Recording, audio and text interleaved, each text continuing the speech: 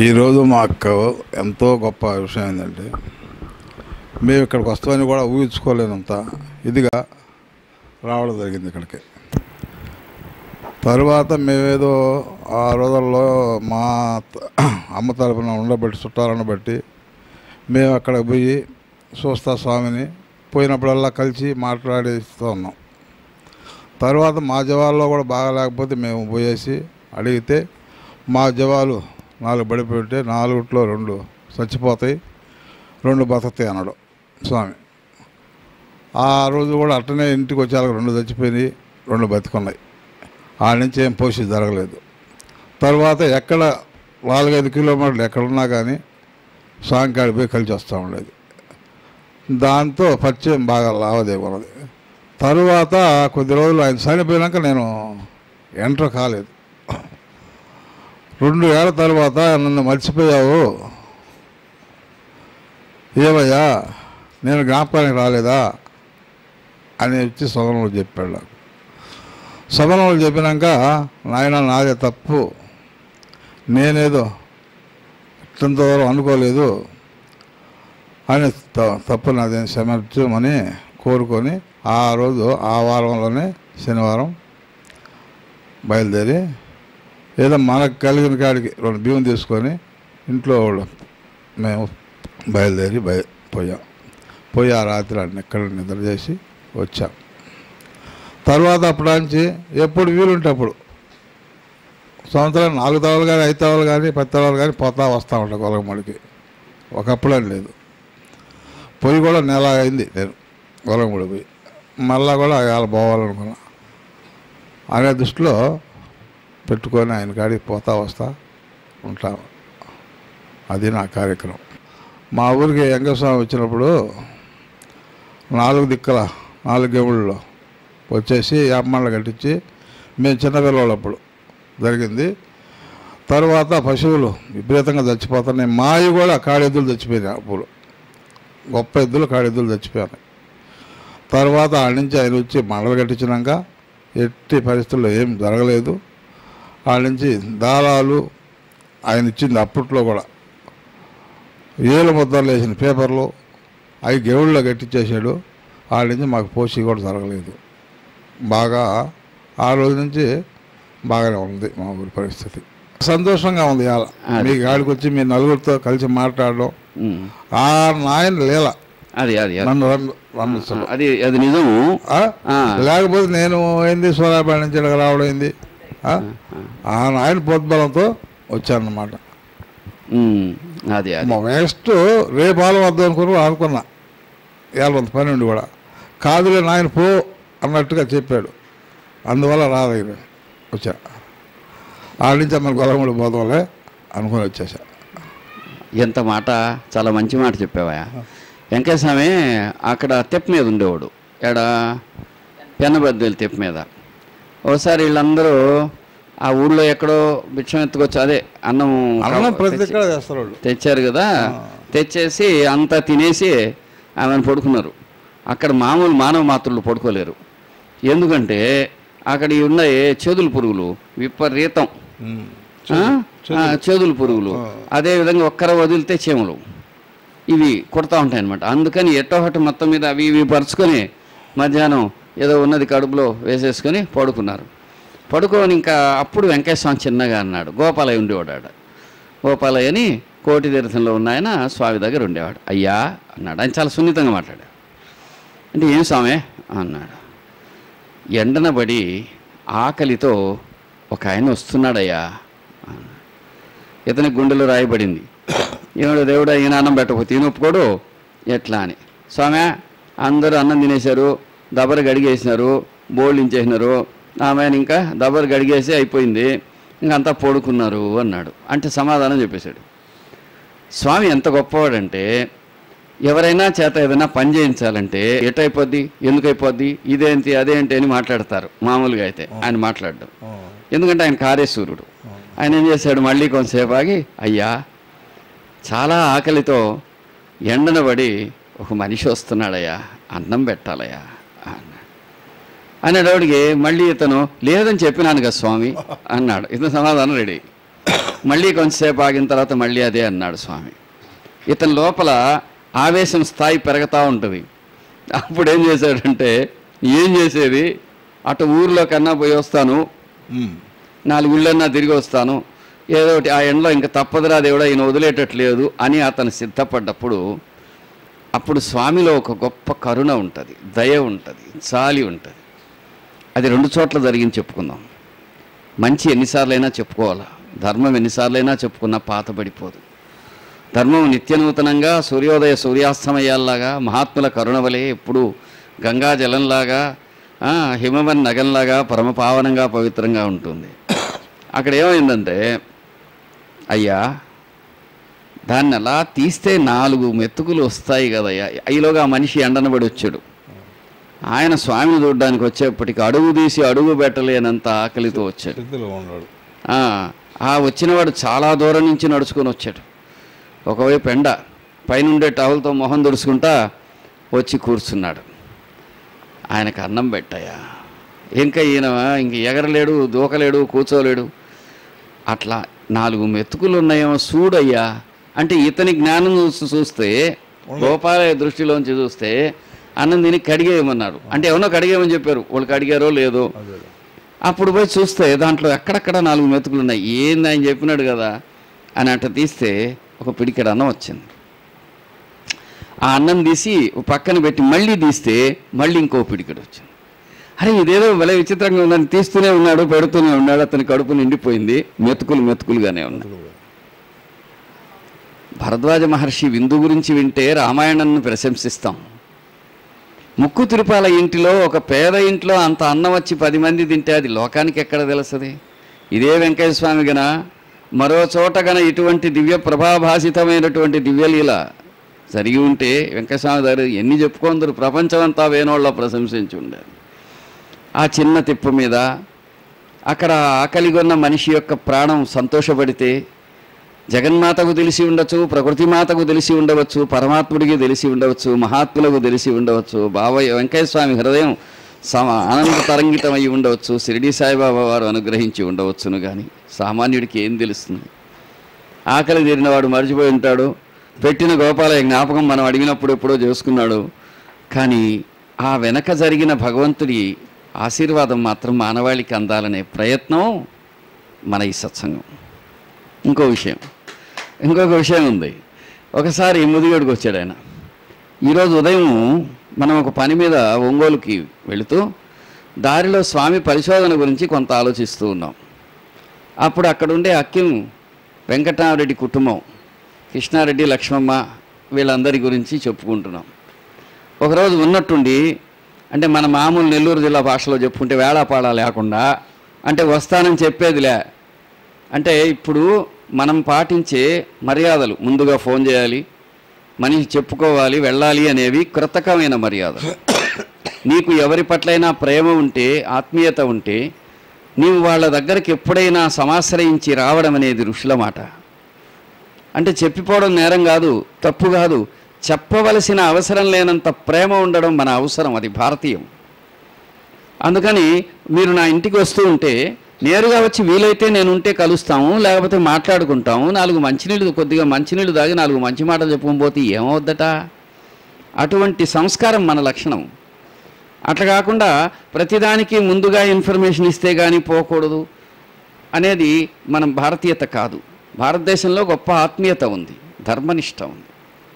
కాలనీయతి ఎంత ఉందో ధర్మనిష్ట కూడా అంత ఉంది. ఆ విషయం మనం గుర్తుపెట్టుకోవాలి. అందుకని వెంకయ్య స్వామి భక్తుడింటికి రావటానికి ఏ అనుమతులు అక్కర్లేదనమాట. వెంటనే ఆయన వచ్చాడు. ఆయన ఊరికే రాలే, రాజాదిరాజ రాజమార్తాండలాగా. ఒక ఋతువులో పెద్ద తాటాకులు వస్తాయి, తాటాకు బాగా వస్తుంది. ఆ తాటాకు వచ్చిన తర్వాత గెలడు వస్తాయి, గెలడు వచ్చాక కాయలు వస్తాయి. ఆ పెద్ద తాటాకు దానికి వచ్చి ఒక 5-6 అడుగులు పోదు తాటి దెబ్బ కూడా వస్తుంది. అటువంటిది ఒకటి నరుక్కొని దాన్ని బాగా అణగదొక్కొని దాన్ని భుజం మీద పెట్టుకొని ఒక కర్ర పట్టుకొని 50 మంది మనుషులు తీసుకొని ఆయనతో కూడా ఒక గుంపు అనమాట. వాళ్ళందరూ ఆయన మీద ఏదో పని ఉండి వచ్చారు, అందరూ కలిసి వచ్చేస్తున్నారు. ఎక్కడికి వస్తున్నారు? ముదుగోళ్ళకు నడిచి వస్తున్నారు. పాపం వీళ్ళు అన్నం తినేశారు, ఎండ టైం వేళ అయిపోయింది. అది సరే చూస్తే అక్కి వెంకటరామరెడ్డి కనిపించినారు. వస్తూ ఉన్నాడు రాజాదిరాజులాగా, ఇట్లా ఇది పెట్టేసుకొని ఎంత సహజం. ఉంటే ఒక మట్టి ముంత, కాదనుకుంటే ఒక తాంబూర, లేదంటే ఒక చిన్న గోనె సంచ, లేకపోతే ఒక ట్రంకు పెట్టే. ఇవి స్వామి సామాన్లు. పోతా ఉంటారు. ఒక 50 మంది మనుషులు పైగా గుంపుగా వస్తున్నారు. ఈయన గుండె గతుక్కుమంది. ఇప్పుడు అన్నం వండి పెట్టేంత టైం లేదు, ఇంట్లో ఉన్నది పెట్టడానికి ఇంట్లో భోజనం లేదు. పాపం ఆ లక్ష్మమ్మ భలే అందంగా చెప్పింది. వెంటనే స్వామి వచ్చినాడు. వచ్చిన తర్వాత అక్కడ ఏముంది, నిసర్గంగా చెప్పుకుంటాం. ఇప్పుడు మీ ఇంటికి ఎవరైనా ఒక అతిథి వస్తే వెంటనే పక్క రూమ్లో పోయి ఫోన్ చేసి ఎవరో మలినగ్రస్త భావాలతో వండిన ఆహారాన్ని, మన చేతిలో డబ్బులు ఉన్నాయి కాబట్టి వాడు ఎలా అన్నా వండని, ఆహారం నాలిక్కి ప్రధానం ఇప్పుడు ఉండే మనిషికి. అట్లా కాదు, అక్కడ ప్రేమ సూత్రం అనేది ఉందా లేదా అవసరం లేదు. వెనక నుంచి హోటల్కి ఆర్డర్ ఇచ్చి తెప్పించేసి తినేస్తాం. అక్కడ వాడు ఏ భావంతో వండాడో అతను వ్యాపారం కోసం వండుతాడు. అంటే నువ్వు వ్యాపారాన్ని తిన్నావు, నీ దగ్గర డబ్బులుంది, వాళ్ళ దగ్గర తయారు చేసిన ఆహారం ఉంది, కానీ భావశుద్ధి మాత్రం లేదు, అవకాశమే లేదు, దాన్ని మనం పరిగణించటం లేదు.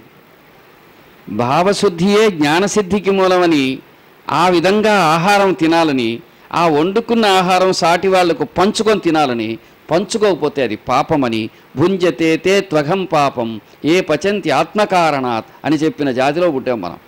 నీకోసం నువ్వు వండుకుంటే, నువ్వు వండుకుంది నీ పొట్టకే తింటే, అది సాటి వాళ్ళతో పంచుకోకపోతే దాన్నే పాపం అంటారు అని దాని భావం. యుగాల నాడు జాతుల సంస్కృతులు వికసించని నాడు భారతీయుడు ఘోషించిన గొప్ప మహద్ఘోష అది. ఆ ప్రేమదుందువిని మనం ఎప్పుడు మళ్ళొకసారి జ్ఞాపకం చేసుకుంటాం. వచ్చారు ఆయన వెళ్ళాడు. నలుగురిళ్లలో ఎక్కడ చూసినా ఎవరిళ్లలోనూ ఆహారం లేదు. మహాత్ముల దివ్యశక్తి అలాంటి సందర్భాల్లో బయటపడుతుంది. వెంటనే ఆ భక్తుడు ఆ వక్కి వెంకటరామరెడ్డి స్వామికి చెప్పుకున్నాడు, స్వామి తమకు భోజనం ఇంట్లో ఏముందయ్యా, అంత సంగతి తప్ప ఏమీ లేదు. అయితే అది రైతు ఇల్లు, ఇప్పుడు మన ఇల్లు లాంటి ఇల్లు కాదు. మన ఇవి పొలాలున్నా మనం రైతులం కాదు. ఇప్పుడు పొలాలుండే వ్యక్తులు కూడా రైతులు కాదు, ఎందుకంటే ఆయన టౌన్లో ఉంటాడు. పశువులు అనేవి కలికానికి లేవు. కానీ ఆ రోజు రైతు అంటే పశువులు ఉంటాయి, ఏమి ఉన్నా ఉండకపోయినా ఆ ఇంట్లో పెరుగు మజ్జిగ ఉంటాయి. వెంటనే స్వామి అన్నాడు, అయ్యా మజ్జిగ ఉన్నాయి కదా అని. ఉన్నాయి స్వామి అని. ఆ మజ్జిగ తీసుకురా. ఆ ఉండేటువంటి ఆ కొద్దిపాటి మెతుకులు, ఆ సంగటి, అవన్నీ ఒక పెద్ద పాత్రలో పోసి, వాళ్ళకి నిమ్మకాయలు విపరీతంగా ఉంటాయి, 4 నిమ్మకాయలు పిండి వెంటనే దాంట్లో అంత ఉప్పేసి, ఆయన దగ్గర ఒక మంచి శుద్ధమైన కర్ర ఉంది, ఆ కర్రతో కలిపెట్టాడు. పెద్ద అండా తయారైంది. అండా తయారైన తర్వాత వెంటనే ఏం చేశారో తెలిసిన, అందులో గ్లాసులు తీసి అందరికి ఇచ్చారు. అందరి కడుపులు నిండిపోయాయి, ఆకలి అణిగిపోయింది. ఆ గృహస్థు ధన్యుడయ్యాడు. ఎందుకంటే స్వామి యొక్క దివ్యలీలకు అతడు సాక్షిభూతుడయ్యాడు. లాస్ట్లో ఒక గ్లాస్ ఆయన కూడా తాగాడు. ఎంత అదృష్టమో, ఎంత అద్భుతమో అది. అందరూ ముఖాలలో గొప్ప ఆకలి తీరిన తృప్తి కలిగింది. అక్కడ ఏమైంది, స్వామి సంకల్పమైంది. విశ్వాత్మకుడి దివ్య సంకల్పము ఆకలిని తీర్చటం అనే గొప్ప దివ్యలీల జరిగింది. ఇదే భారతంలో గన అయినట్టయితే శిష్ట శాఖాన్నలవమును స్వీకరించి, లోవిలోని శిష్ట శాఖాన్నలవమును స్వీకరించి మహాకవులు రాశారు. ఏం రాశారు అంటే, చెడుగోరేవాడు ఎప్పుడు చెడు కోరతాడు, మంచిగోరేవాడు మంచిగా కోరతాడు.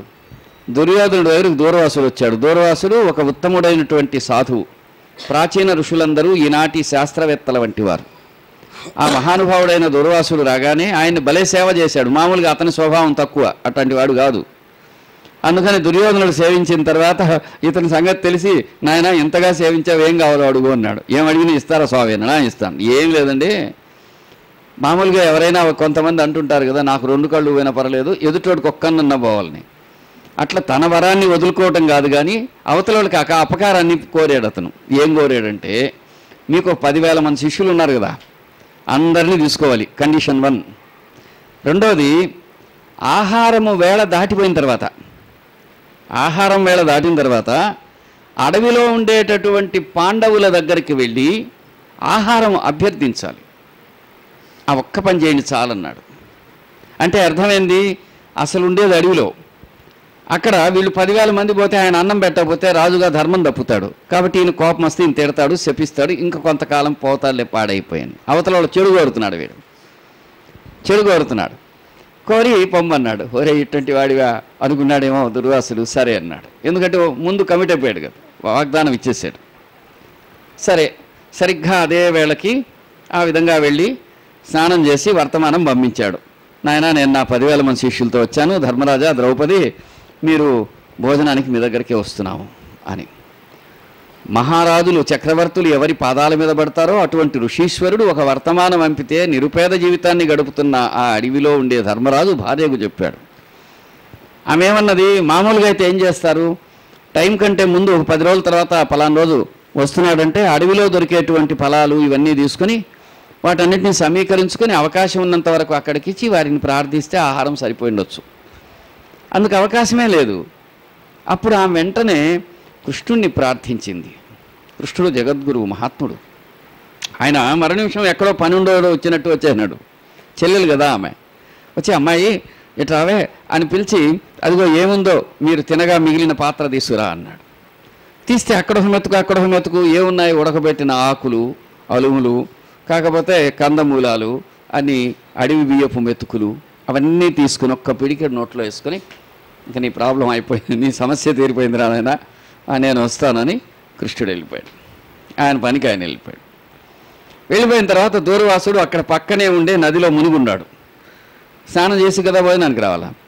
ఉన్నట్టుండి ఆయనకి విపరీతమైన అజీర్తి, కడుపు నిండా ఇక్కడ దాకా తిని ఇంకొక రొట్టె ముక్క కుక్కడానికి వీలు లేదని వేద వెంకటరాయ శాస్త్రి రాసినట్టు వాళ్ళ కడుపు నిండిపోయింది.